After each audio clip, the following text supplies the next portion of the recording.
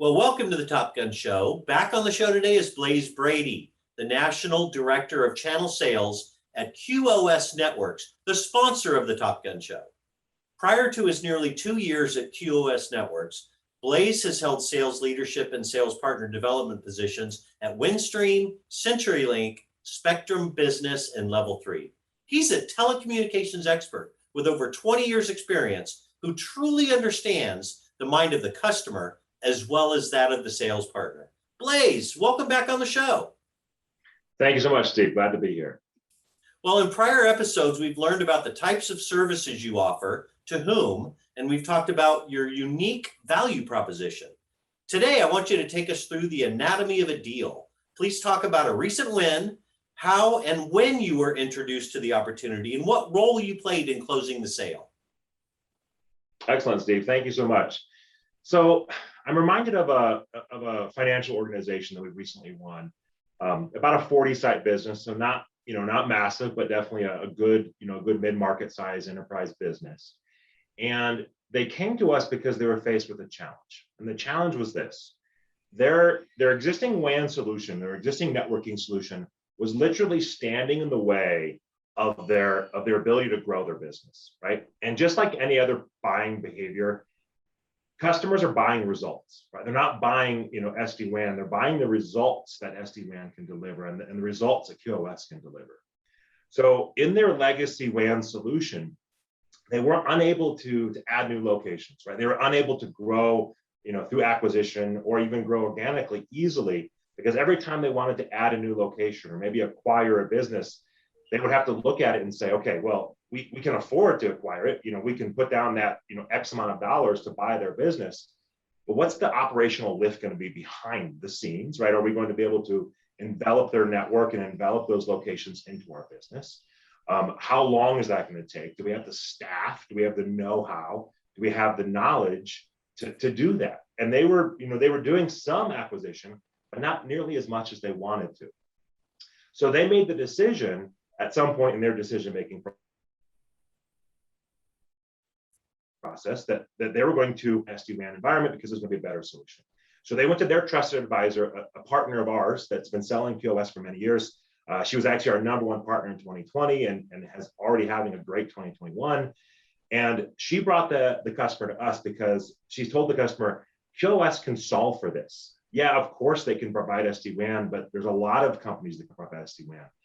The way QoS is going to enable you is that they're going to enable you by bringing that operational efficiencies and bringing that migration path of your existing network to the future network, and then also allow you to have that flexibility and get the results that you're looking to accomplish by adding new businesses, by adding new capabilities.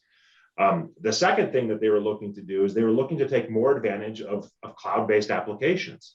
The technology they had, their WAN solution, yeah, they could get to the cloud, right? There's ways they can use the internet to get to the cloud, but it wasn't fully integrated with their solution. So again, they had the access to the cloud, but it wasn't fully integrated with all their locations. And again, they were really concerned as they brought on new businesses, as they acquired new companies, would they be able to be flexible and nimble with those decisions? One of the challenges that we were faced, honestly, in the process is that when they originally came to us, they were talking about one SD-WAN platform, and they really thought that was going to be the right technology fit, the right solution. And then as we migrated through the conversation, the customer actually brought up, you know what, I think we want to look at a different technology, a different solution. And the partner came to me and they said, Blaise, I'm sorry, we have to lose the opportunity. You guys did a great job. There's nothing against you. The customer really likes what QoS can bring to the table, but you can't sell technology X. And I said, well, I guess that's a mistake for me, because we can sell technology X, we can support that, and we can do multiple platforms. So the partner said, fantastic, and we were able to win that opportunity with the partner because not only could we deliver the results they were looking for, but we had the flexibility in our solution to meet multiple SD-WAN platforms. That's great, man. I love a win. Sometimes you learn as much on a loss as you do on a win, but that was a great story. Now, boil it down to just one thing for me here. There's thousands of sales advisors watching this right now that all have, hundreds of customers. So there's tens of thousands of customers out there. What's the one takeaway that you want to impress upon them?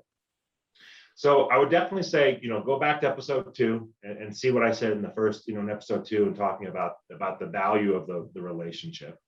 The second thing I'll talk about specifically with this opportunity is that we were able to deliver the results the customer is looking for, right? That's the key takeaway for any partner, any sales environment, right?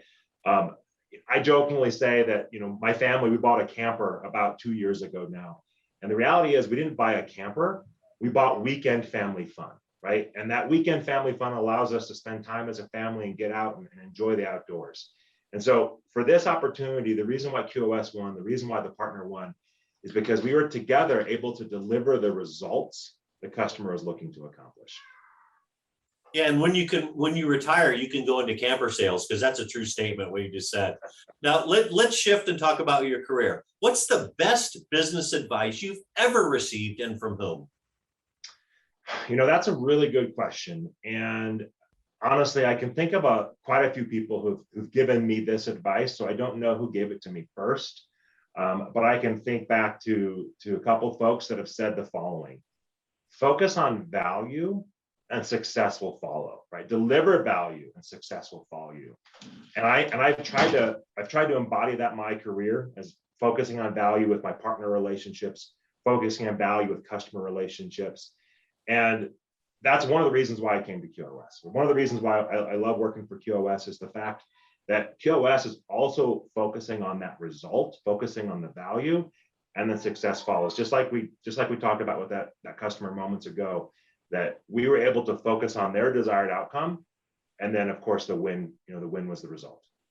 Yeah, that's a mic drop statement. Good job. Well, next week we'll talk about the distribution model adopted by QOS networks, as well as the basis of their go-to-market strategy. You won't want to miss that. Tune in next week. Blaise, thanks again for being on the show. Thanks a lot, Steve. Thanks for watching, everybody.